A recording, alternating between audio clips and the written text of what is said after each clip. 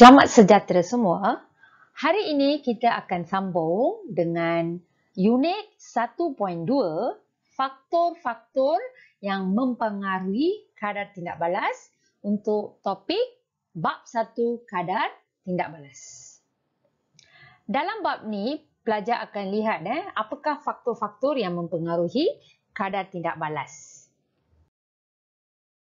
Contohnya, yang pertama, makanan dipotong kecil-kecil apabila dimasak. Kenapa ya? Okay, disebabkan oleh faktor saiz bahan tindak balas. Seterusnya, contohnya menggosok deterjen pekat pada kesan kotoran. Kenapa? Disebabkan oleh faktor kepekatan. Seterusnya, makanan biasanya kita simpan di dalam peti sejuk kerana faktor yang ketiga iaitu suhu. Seterusnya, daging diperap dengan jus limau untuk menjadikannya lembut. Kenapa? Disebabkan oleh faktor mangkin. Dan yang terakhir, makanan pada zaman sekarang dimasak dengan menggunakan periuk tekanan tinggi dan ianya adalah disebabkan oleh faktor tekanan. Maksudnya terdapat 5 faktor yang boleh mempengaruhi kadar tindak balas iaitu saiz bahan tindak balas, kepekatan, suhu, kehadiran mangkin dan juga tekanan. Ingat ya, 5 faktor yang boleh mempengaruhi kadar tindak balas. Kita lihat faktor yang pertama iaitu kesan saiz bahan tindak balas terhadap kadar tindak balas. Contohnya, apabila 20 cm padu asid hidroklorik cair 0.2 mol per dm padu ditambahkan ke dalam kelalang kon bersama dengan ketulan zinc dan kelalang kon ditutup dengan segera dan lalukan gas yang terbebas ke dalam buret yang berisi air untuk mengutip gas dengan kaedah penyesaran air. Dan apabila kita seterusnya ulangi langkah 1 hingga 3 pula dengan menggunakan serbuk zinc. Maksudnya dalam uji kaji ini untuk set yang pertama kita gunakan ketulan zinc. Untuk set kedua kita ulang dengan serbuk zinc. Didapati apabila kita memplotkan graf isi padu gas melawan masa, kita akan dapat satu lengkung untuk serbuk zinc. Manakala untuk ketulan zinc pula akan mendapat lengkung yang mempunyai kecuraman yang lebih rendah. Kecuraman lengkung untuk eksperimen yang menggunakan serbuk zinc didapati lebih curam berbanding dengan ketulan zinc. Ini menunjukkan semakin berkurang saiz bahan tindak balas, semakin bertambah jumlah. Ingat bertambah jumlah luas permukaan bahan tindak balas. Ini bermaksud semakin bertambah jumlah luas permukaan bahan tindak balas, semakin bertambah kadar tindak balas. Kesimpulannya, kadar tindak balas bagi serbuk zinc lebih tinggi berbanding ketulan zinc disebabkan oleh serbuk zinc mempunyai saiz bahan yang kecil dan jumlah luas permukaan yang besar. Jumlah jisim batu kapur dan isi padu serta kepekatan asid yang digunakan dalam kedua-dua eksperimen iaitu untuk ketulan zinc dan juga serbuk zinc adalah sama. Oleh sebab itu, jumlah gas hidrogen yang dibebaskan apabila zinc ditindakbalaskan dengan asid dalam kedua-dua eksperimen adalah sama. Cuma berbeza dari segi kadar isi padu yang dikumpulkan. So, jadi disebabkan oleh itu, kedua-dua lengkung berakhir pada isi padu yang sama. Mari kita lihat apakah hubung kait antara saiz bahan tindak balas dengan luas permukaan. Kita akan bandingkan saiz bahan tindak balas dengan ketulan besar, ketulan kecil dan juga serbuk dengan luas satu permukaan, luas 6 permukaan bagi setiap ketulan dan juga jumlah luas permukaan. Mari kita lihat untuk ketulan besar dahulu. Ketulan besar kita anggapkan sisi setiap ketulan adalah 1 cm. Maksudnya luas satu permukaan adalah 1 cm persegi. Setiap kubus ataupun bongkah mempunyai 6 permukaan. Maksudnya kita perlu darabkan dengan 6 sisi.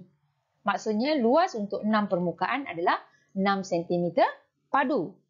Dan dalam rajah ini terdapat satu sahaja ketulan yang besar. Maksudnya jumlah luas permukaan adalah 6 cm persegi. Sekarang kita beralih kepada ketulan kecil. Kita anggapkan saiz setiap sisi untuk ketulan kecil adalah 0.5 cm.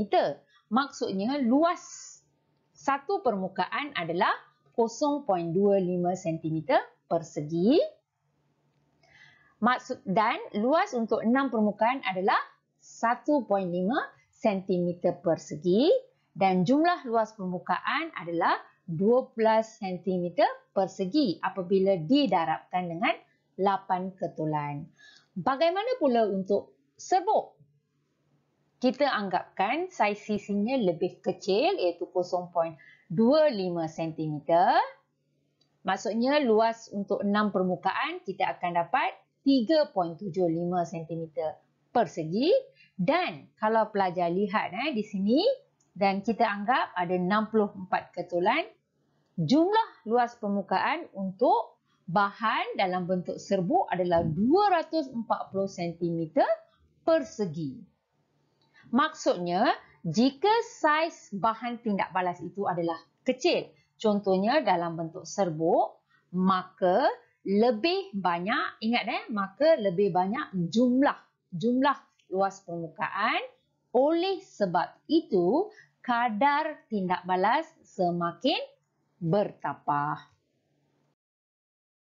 Terusnya, mari kita lihat bagaimanakah kepekatan mempengaruhi kadar tindak balas. Untuk kepekatan bahan tindak balas, kita gunakan larutan natrium thiosulfat dan juga asid sulfurik cair. Dan diletakkan di atas kertas turas yang bertanda X. Seterusnya, kita akan hentikan jam randik sebaik sahaja tanda X tidak kelihatan lagi apabila dilihat dari atas kelalangkun. Dan langkah 1 dan 2 ini diulangi dengan menggunakan kepekatan larutan natrium thiosulfat yang berbeza. Persamaan kimia untuk tindak balas ini didapati menghasilkan natrium sulfat, sulfur dan sulfur dioksida. Daripada persamaan kimia ini, kita boleh menulis persamaan ion dan didapati dalam eksperimen ini suatu mendakan kuning sulfur terhasil. Dan apabila kita melukis graf kepekatan melawan masa, didapati ianya menunjukkan masa yang diambil untuk pangkat X hilang akan berkurang apabila kepekatan larutan bertambah, seperti mana yang ditunjukkan dalam graf. Ini menunjukkan bahawa apabila sesuatu tindak balas mengambil masa yang singkat sedikit, maka kadar tindak balasnya adalah tinggi. Selain daripada itu, kadar tindak balas bertambah jika kepekatan bertambah. Dan didapati graf akhirnya menjadi rata. Hal ini menunjukkan jika kepekatan bahan tindak balas menjadi hampir sifar, maka kadar tindak balas juga akan menjadi sifar. Apa yang akan berlaku sekiranya kita melukis graf satu permasa melawan kepekatan pula? Didapati kita akan mendapat satu graf garis lurus. Ini menunjukkan kuantiti satu permasa berkadar terus dengan kepekatan larutan dan kadar tindak balas berkadar terus dengan satu permasa. Seperti mana formula yang ditulis. Seterusnya, mari kita lihat kesan suhu pula dengan kesan suhu bahan tindak balas terhadap kadar tindak balas. Untuk kesan suhu, kita menggunakan eksperimen yang sama di mana kita akan menggunakan larutan natrium thiosulfat dan asid sulfurik cair. Tetapi untuk kesan suhu, kita akan ulang langkah dengan menggunakan suhu larutan natrium thiosulfat yang berbeza. Maksudnya, persamaan kimia, persamaan ion dan juga pemerhatiannya adalah sama seperti mana kesan kepekatan. Mari kita lihat kadar tindak balasnya pula. Apabila graf suhu melawan masa diplotkan, didapati masa yang diambil untuk pangkat X hilang akan berkurang apabila suhu larutan bertambah. Ini menunjukkan bahawa apabila sesuatu tindak balas mengambil masa yang singkat, maka kadar tindak balasnya tinggi dan kadar tindak balas bertambah jika suhu bertambah. Biasanya kadar suatu tindak balas bertambah 2 kali ganda. Ingat, 2 kali ganda jika suhu tindak balas dinaikkan sebanyak 10 darjah Celsius. Bagaimana pula graf satu permasa melawan suhu? Didapati kita akan dapat graf garis lurus dan kadar tindak balas berkadar terus dengan satu permasa. Faktor seterusnya adalah faktor kesan tekanan bahan tindak balas terhadap kadar tindak balas dan ianya digunakan jika bahan tindak balas yang digunakan adalah dalam bentuk gas sahaja. Ingat, dalam bentuk gas sahaja. Rajah menunjukkan suatu balang gas yang berisi gas yang mempunyai tekanan rendah. Apabila suatu gas dimampatkan, terdapat lebih banyak zarah gas per unit isi padu dalam satu unit isi padu. Ini menunjukkan secara tidak langsung kepekatan gas semakin bertambah. Jadi, apabila kepekatan gas bertambah, maka kadar tindak balas akan bertambah. Yang terakhir adalah faktor kesan mangkin terhadap kadar tindak balas. Cuba pelajar lihat rajah yang diberikan. Didapati apabila kayu uji berbara dimasukkan ke dalam tabung uji yang berisi larutan hidrogen peroksida dengan kehadiran mangkin iaitu manggan 4 oksida, didapati kayu uji berbara menyala dengan nyalaan yang sangat terang berbanding tanpa kehadiran manggan 4 oksida. Ini menunjukkan kehadiran manggan 4 oksida dapat mengubah kadar penguraian hidrogen peroksida seperti mana dalam persamaan kimia yang dinyatakan. Bahan seperti manggan 4 oksida ini disebut sebagai mangkin. Dan mangkin ialah bahan yang dapat mengubah kadar tindak balas kimia. Dan apakah sifat-sifat mangkin? Mangkin boleh mempengaruhi kadar tindak balas kimia. Mangkin tidak mengubah jenis hasil tindak balas. Mangkin juga tidak mengubah kuantiti hasil tindak balas tidak berubah secara kimia pada akhir tindak balas. Kuantiti mangkin tidak berubah juga selepas tindak balas kimia dan hanya sedikit mangkin diperlukan untuk mempengaruhi kadar tindak balas. Dan akhir sekali, mangkin adalah khusus dalam tindakannya dan boleh digunakan untuk tindak balas yang tertentu. Contohnya untuk penguraian kalium klorat, kita gunakan mangkin zinc oksida.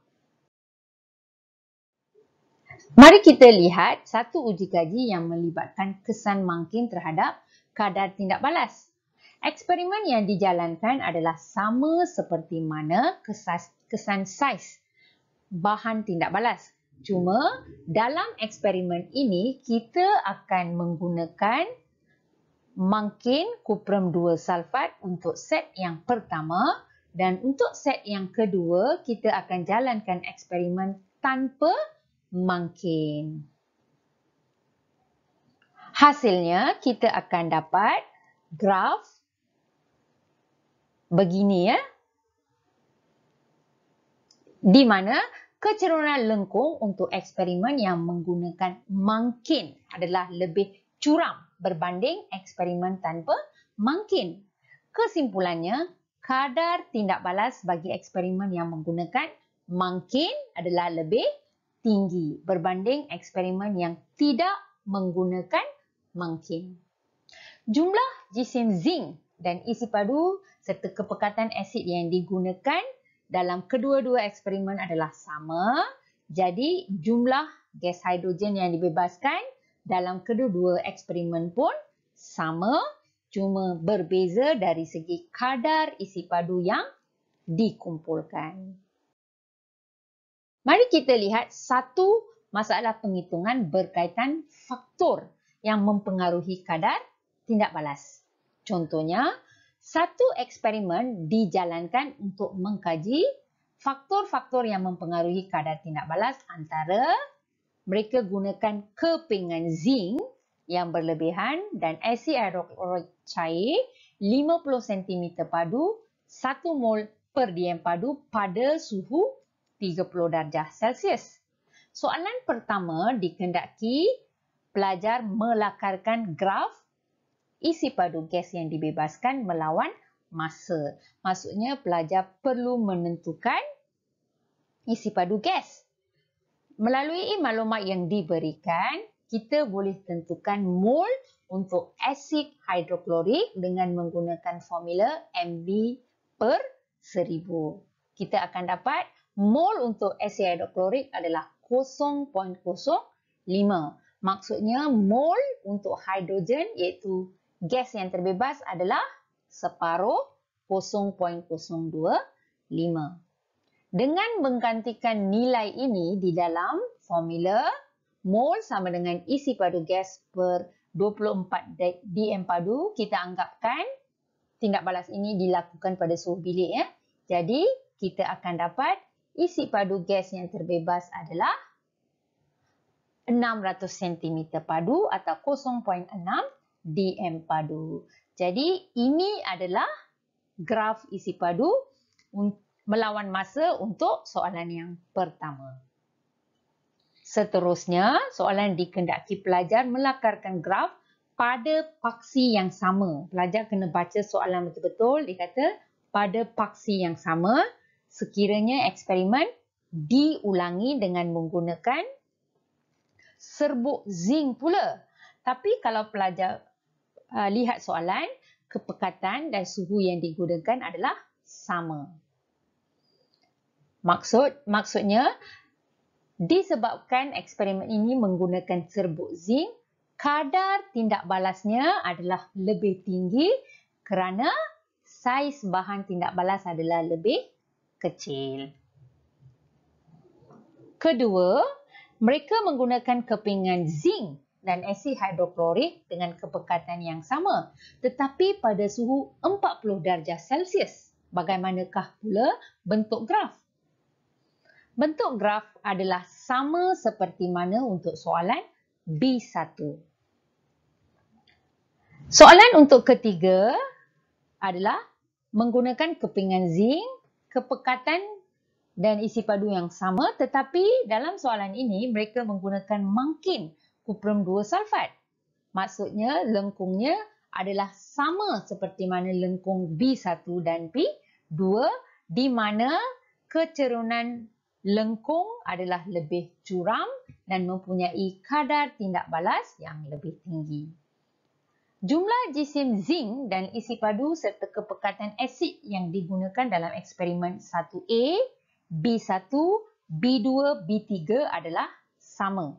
Oleh sebab itu, jumlah gas hidrogen yang dibebaskan dalam keempat-empat eksperimen adalah sama. Cuma kadar tindak balas untuk eksperimen B1, B2, B3 adalah lebih tinggi berbanding dengan eksperimen untuk 1A. Mari kita lihat contoh yang seterusnya. Mereka menggunakan kepingan zinc, tetapi kalau pelajar lihat, mereka menggunakan kepekatan 2 mol per dm padu. Kepekatan asid yang digunakan dalam eksperimen B4 ini adalah 2 kali ganda lebih banyak berbanding eksperimen 1A.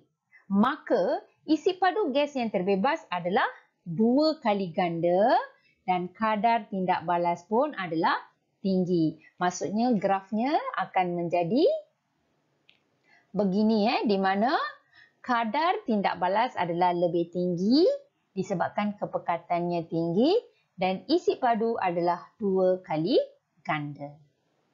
Contoh yang terakhir, mereka menggunakan kepingan zinc tetapi menggunakan isi padu 100 cm padu dan kepekatan yang sama. Kepekatan asid yang digunakan dalam eksperimen B5 adalah sama dan isi padu adalah 2 kali ganda lebih banyak berbanding soalan 1A. Maka isi padu gas yang terbebas juga adalah 2 kali ganda. Tetapi kadar tindak balasnya pula rendah kerana isi padu larutan yang digunakan adalah banyak. Dan akhirnya kita akan mendapat lengkung seperti mana yang terdapat dalam rajah.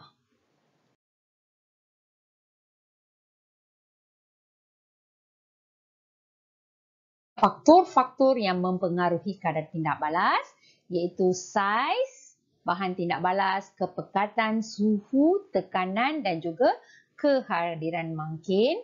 Cikgu harap pelajar dapat menguasai unit 1.2 ini ya. Itu sahaja untuk video kali ini. Sekian, terima kasih dan jumpa lagi.